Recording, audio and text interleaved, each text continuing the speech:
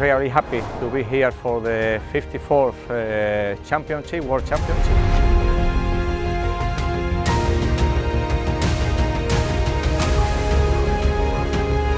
Have the qualification with fleet racing, and then in the final we will have the match race.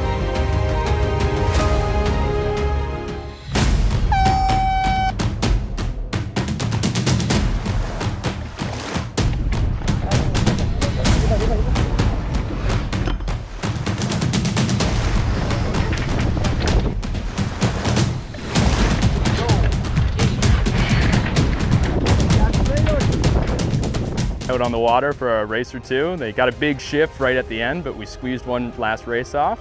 Our team was really building on a little bit of success that we had at the end of the day yesterday, and I feel like we've slowly put more things together.